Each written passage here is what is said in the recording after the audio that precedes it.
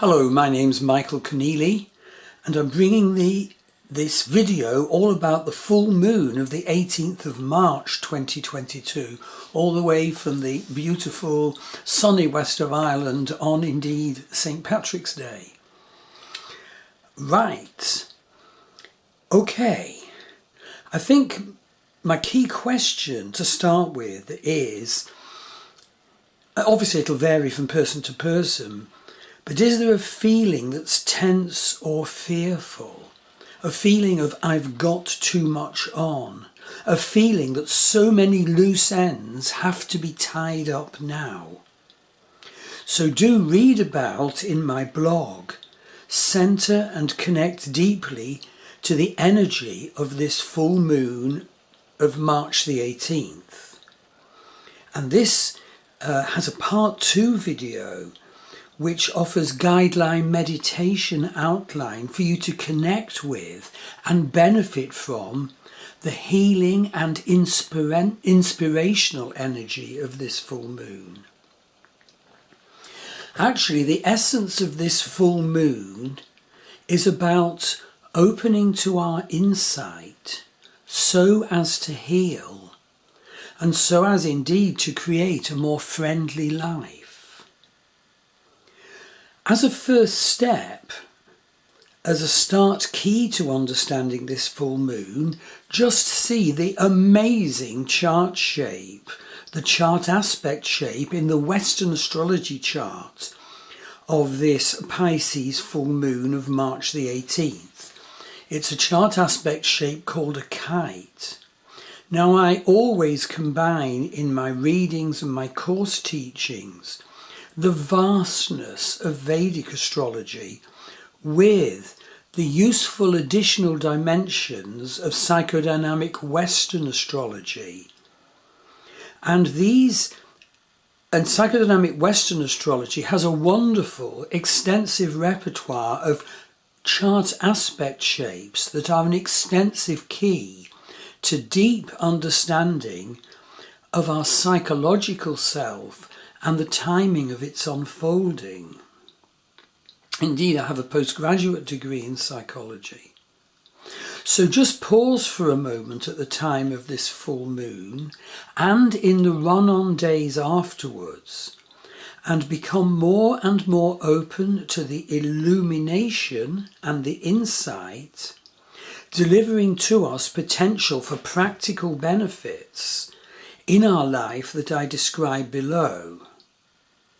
This full moon offers us these insights and energies, but it is in a very tense time. And it is in a time that is also a very important hinge time for change. So understand what change is being offered to you personally now. The change, indeed, which is being demanded of you now. And read on the astrology analysis in the blog post and watch the suggestion for vision work on, around and following the full moon in the part 2 video. So let's look first of all at the Western chart of the full moon, and then I look at the vastness of the teaching of Vedic astrology on this full moon. As I said, dominating this full moon Western chart is the kite chart aspect shape, which points to the possibility of us harvesting a great talent, but only if we do the work. The chart aspect shape of the kite contains a grand trine, which points to a potential for harvesting a great talent, but only if you do the work. Otherwise, you get a ruined crop. So the sun is at the apex of the kite, as you see from the chart, and the moon is at the base of the kite. Note, most importantly, that the sun is conjunct Neptune in this full moon chart. Sun is at 27 Pisces in the Western tropical zodiac, Neptune at 23. And in the sidereal zodiac, of course, the sun is at 3 Pisces. The moon, obviously opposite because it's a full moon, is at 3 Virgo in the Vedic sidereal zodiac, and you can see the Western and the Vedic charts in the blog post. So it's really important to note that this chart aspect shape offers us a great talent now which can be harvested if we work at it and if we open to the illumination. The kite chart aspect shape gives us an energy that can be directed and strategized. So that's the spine of the kite. Obviously there's planets to either side of the spine, the corners of the kite, and they are the long-running, angry Mars conjunct Venus to one side and revolutionary Uranus to the other side. Now Venus is certainly tense and under attack till the end of April, and Venus has been since the end of January. But please hear that positive good revolution for Venus can arise out of all this if we can recognise what's going on, and use it to improve our loving relationship. So what we have to understand is the key truth that from the apex of the kite energy shape, the Pisces angel is actually sending whispers to our ear so that we can make ready for and deliver our harvest and be whole in a friendly way, as we shall see from the nakshatra analysis further on.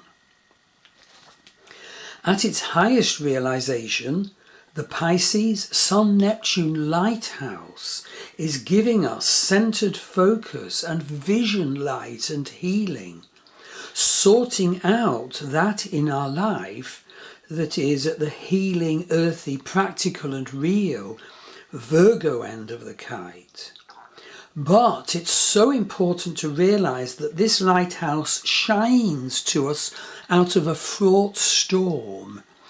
The nature of the nakshatra the sun is in, which I'm coming to, and the fixed star it conjuncts, the dreadful energy of fixed star Shayat. Now, before we go on to look at the vastness of Vedic astrology's analysis of the energy of this full moon, know that you'll absolutely need to be open to the illumination that's being emitted, that's being directed to you from the storm for the benefit of you and your practical life and your health. You'll need to be open to your intuitive promptings and your dreams, therefore, at this time. I say this because we also have to be aware that very tense, divisive energies are also around at the time of this full moon. We may feel so apprehensive about the needed change that actually needs to be brought into our life now. So often we humans can't even see or know clearly what our needed change is. And so we feel apprehension, tenseness and fear of the change that needs to happen. Okay, the tension energies are generated first of all because Saturn rules virtually everything at this time, Lord Shani, Lord of Karma. All the planets have been in Saturn-ruled Vedic signs, Capricorn, Aquarius, except for Uranus and the nodes. Okay, the Sun has just moved out of Aquarius, ruled by Saturn, into Pisces, ruled by Jupiter. And that's an indication of the sort of guru energies that can now come in from this full moon. But Saturn is still dominate, ruling practically everything, and it makes us so tense if we're off course for the practical manifestation of our unfolding life purpose here in this incarnation. Saturn demands, Saturn teaches. Saturn's teachings can seem so hard. But secondly, this great tension is revealed by the Vedic astrology of this full moon. Rahu, the north node of the moon, is conjunct the terrible fixed star Argol. and Pluto and Rahu are in mutual aspectation in the chart. Darkness arises now, woundedness, from our unconscious even. Power can also arise that has been buried into our unconscious. All this builds to when the nodes of the moon change sign. Now, using the mean node advised by Parashara, Rahu enters Aries and Ketu enters Libra on the 12th of April. But we're feeling it earlier. Indeed, using the true node definition, we'd be feeling it from now, but building to the 12th of April, the hinge of change. But there's a bit more irritation energy. Thirdly, we're all caught up in the Mars-Venus war that's been exceptionally long running because Mars and Venus have transited so close together through Vedic Sagittarius, now into Vedic Capricorn, and next into Aquarius. And these aggressions and fireworks between the two don't really settle until Venus enters Vedic Pisces on the 27th of April. But massive, there's Kalsarpa Yoga. That's the divisive energy when all planets are to one side of the nodal axis. Okay, in the case of this full moon, in the other side of the nodal axis is the moon itself, but therefore that is a moon that is alone, that is unsupported and fearful and kimadruma, to use the Vedic system. And so it makes the Kalsarpa Yoga more tense and feeling unsupportive. And the tension of Kalsarpa Yoga really does bring out the ranters. Beware of them. So let's now go on to look at the Vedic astrology of this full moon and the Vedic chart. And it too is shown in the blog. So the sun of this full moon on March the 18th is in Uttarashadha Nakshatra at 3 degrees Vedic Pisces. So this energy is all about the Pisces-Virgo axis, all about the deep waters of Pisces and Uttarashadha, balancing mentalism, intuition and healing in Virgo. Uttarabhadra, remember, likes to appear serene, but is also fierce and fickle, a warrior out to destroy. Its essence is a snake-like and canny energy with depth exploration of the mysteries. And we can connect to that if we pause, as I suggest in the meditation. Its divine essence is the snake that dwells in the deep waters. Uttarabhadra Nakshatra is ruled by Saturn, and so ideally at its best Uttarabhadra energy gets to the heart of the matter, and it's about endings. Its symbol is the rear legs of the funeral bed. There's a weird coincidence here because the moon opposite the sun, of course, is at 3 degrees Vedic Virgo in Uttara Phalguni Nakshatra, and its symbol is the rear legs of the bed of pleasure. Its energy at its best is genuinely that of friendship. So the moon receives the illumination of Sun, indeed Sun Neptune in Uttarabhadra, but also it receives the tumultuous demand of Uttarabhadra opposite, conjunct the dreadful star Shayat.